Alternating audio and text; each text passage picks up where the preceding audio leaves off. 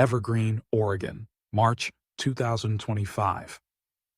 Late winter, with patches of old snow still clinging to the ground, mingled with the first sunlight of spring. The post office in Evergreen stood modestly beside a pine grove, staffed only by a few elderly workers, people who moved slowly, loved their jobs, and preserved what felt like the final heartbeat of the old world. Charlie Nolan, 74, was the longtime postmaster, a silver-haired man with bright eyes, polite and meticulous, who always drank his coffee from a hand-painted mug made by his late wife. In his final weeks before retirement, Charlie decided to clean out the old storage room behind the post office, a place packed with wooden crates, cardboard boxes, and forgotten things. That afternoon, he discovered a decaying wooden box, broken on one side and lined with yellowed straw. Inside were several old letters never delivered, apparently lost during some forgotten mail transfer. Among them lay a cream-colored envelope with a faint but legible postmark. To Eleanor Hartley, 1437 Willow Avenue, Ann Arbor, Michigan.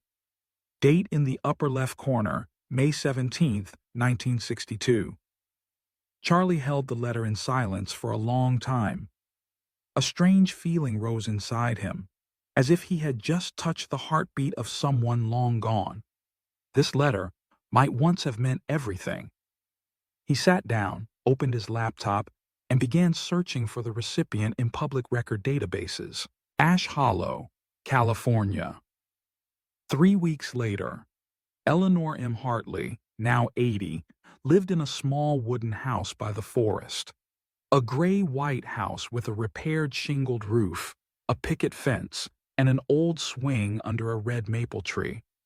She had been a high school literature teacher for over 40 years, widowed since 1997, with no children, a quiet life. Her neighbors called her the last storyteller, for she still read poetry aloud at community gatherings, shared folk tales, and hand-wrote cards for everyone. That morning, she received a strange package. The stamps had been reattached by hand. The handwriting was firm and classical. Tearing through the brown wrapping paper, she found a cream-colored envelope. She stared at the blurred ink. To Eleanor Hartley. Her hand trembled. The date in the corner constricted her throat. 1962. She sat by the window, morning light covering her hand. The scent of chamomile tea lingered in the air. Eleanor didn't open the letter right away. She closed her eyes, and memory began to return. Ann Arbor, Michigan, May 1962. Jimmy Arlen, 22, sat at a small wooden desk in his boarding room near the campus. On the table were sheets of brown parchment, a blue ink fountain pen, and a heavy heart. Tomorrow, he would enlist. Not out of desire, but necessity. Duty and the times gave him no choice. But what weighed most heavily on him wasn't the army, it was Eleanor. The girl with eyes brown like warm earth, a voice that made crowds hold their breath during poetry readings, and a smile Jimmy believed he could carry with him forever. They had met during an autumn reading the previous year, under the red maples behind the university library. Jimmy sketched, Eleanor wrote. They didn't rush into love, just sat quietly beside each other, as if the world was already enough with just the other's presence. Jimmy's letter to Eleanor began with trembling lines. Eleanor, I meant to see you today, but time and orders wait for no one. I'm sorry I couldn't say goodbye in person. The only thing giving me the courage to leave is the hope you'll read this someday. He wrote of the longing to come, of the unfinished sketches of her face, and a small dream he carried, to return home, open a little art studio, and, if she was still waiting, ask her to marry him. He folded the letter, placed it in the envelope, and addressed it in bold ink. He had no idea he would forget to send it, not out of neglect, but because of what happened the very next day. On the morning of May 18, 1962, Jimmy awoke with a searing headache and loud knocking at the door. His roommate, Mark, had just received a call from his father. Jimmy's sister had been in a terrible car crash and was in critical condition at a Detroit hospital. Without thinking, Jimmy grabbed his coat and duffel bag, stuffed a few things into his backpack, and caught the first train home. In his rush, he left the envelope behind, lying on the desk next to his sketchbook. He didn't know it would be his last day in Ann Arbor. His sister passed away 3 days later. His family was devastated. Jimmy decided not to return to school. Instead, he requested an early deployment. There was no longer any reason to stay. Years later, after serving across Asia, Europe, and the Pacific, he still thought of Eleanor, the girl who had never read his letter. In his memory, Eleanor was forever the girl under the red maple, tilting her head to read poetry in a voice soft as falling leaves. Back in Ann Arbor, Eleanor waited for weeks. Every morning she checked the mailbox. Every evening she listened for familiar footsteps. But summer came, and no letter arrived. Eventually, she closed her journal, packed her things, and moved back to her hometown in California to teach. Her heart quieted, not because she had been abandoned, but because she never knew she had been left behind. Evergreen, Oregon, an April afternoon, 2025. Charlie Nolan sat in the back office of the old post office, reading glasses slipping down his nose. In front of him sat a cold cup of coffee and an open laptop on military and civil record databases. The story of the 1962 letter refused to let him go. It clung to his thoughts like an unfinished melody. He had delivered the letter to Eleanor, but now he couldn't stop wondering about the man who wrote it, Jimmy Arlen. Who was he? The man who penned such heartfelt lines, and why had the letter never been mailed? Charlie typed in, James Arlen plus Michigan plus Vietnam veteran. Dozens of results popped up, most unrelated. Then one headline caught his eye. Veteran paints memories of war. Special exhibition Spokane, 1982. He clicked the article. A black and white photo showed a middle-aged man standing beside a landscape painting, broad brushstrokes flowing with emotion. The caption read, Artist James R. Arlen, veteran, exhibiting paintings on Vietnam memories and a love once lost. Charlie leaned back in his chair. A love once lost. He printed the article and circled the gallery's name, Red Leaf Gallery, Seattle. The next day, he called the gallery. An elderly woman answered. Her name was Marjorie, still the manager after all these years. I remember Jimmy Arlen, she said, her voice trembling. He was the quietest man I ever met, painted at night, rarely spoke, but each painting held a whole world. Charlie asked, did he ever mention someone named Eleanor? There was silence. He once left a painting with us, never exhibited it. He left a note. If Eleanor Hartley ever comes, give this to her. Charlie could barely believe it. And that painting, do you still have it? I keep it in the back archive, Marjorie replied. No one's ever asked for it. Charlie set the phone down and took a long breath. The scattered pieces were finally falling into place after 63 years. Ash Hollow, California, May 2nd, 2025. Eleanor sat before her old rotary phone, the faded numbers nearly worn away. In her hand was a note from Charlie Nolan. You might want to call Helen Moore, an old friend of Mr. Arlen. You may find something at the end of that road. It took her several minutes just to rest her finger on the first number.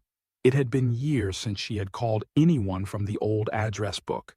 Years spent not recalling those names, not from pain, but from fear that the memories would crumble if touched. After 3 rings, an elderly voice answered. Helen Moore speaking. Helen, it's me, Eleanor. A beat of silence, then an exclamation, like wind breaking through a long-closed window. Good heavens, Ellie, is it really you? Helen Moore, now 81, lived in a small retirement home in Spokane, Washington. They spoke for nearly an hour, like time had never stood between them. Eleanor asked, "Do you still remember Jimmy Arlen?" Helen let out a wistful laugh. "I don't just remember him. I've kept a secret about him for decades." Eleanor tightened her grip on the receiver. Helen said, "In 1981, Jimmy came to Seattle looking for me. He'd just recovered from a fever in the VA hospital. He asked if I knew where you were, but you had long left Ann Arbor, and no one lived at your old address." He was heartbroken, but not angry, just quiet. Then he said, "If she still remembers someday, I want to leave something behind." And he brought that painting to Red Leaf Gallery. He lived a few more years, never married, no children. He died in 1991, collapsed while painting. Eleanor closed her eyes. Helen added softly, "And you know, before he passed, he wrote something in his notebook for the gallery's manager. If she comes, give her a reason to forgive." Eleanor said nothing, but a single tear traced down her pale cheek. Seattle, Washington, May 10th, 2025. Seattle skies were a soft gray, light rain misting against the car windows. Charlie drove slowly through the old streets leading to Red Leaf Gallery. Beside him sat Eleanor, clutching a chestnut-colored cloth bag. She wore a deep blue wool coat and around her neck, a scarf Jimmy had given her during their university days. She had kept it for over 60 years. When they arrived, Marjorie greeted them with a kind smile and a quiet, knowing gaze. She led them through the main exhibit, past rows of oil paintings, and into the back archive. In a softly lit room filled with wooden shelves, Marjorie pulled out a large canvas wrapped in silk. She touched the cloth gently, as if awakening a sleeping memory. "He called this piece Still Waiting," Marjorie whispered. Eleanor stepped closer and removed the cloth. The painting revealed a young woman sitting beneath a red maple tree, holding a small journal in her hands. Her gaze was distant, her face tilted toward the sun. The brushwork was gentle, aching with memory. In the sky, maple leaves floated in silence, as if time had paused to preserve that single moment. Charlie took a step back. "That's you, isn't it?" Eleanor nodded slowly. Her lips quivered. "That's me. At 22, the last afternoon we met." Marjorie handed her a worn leather notebook.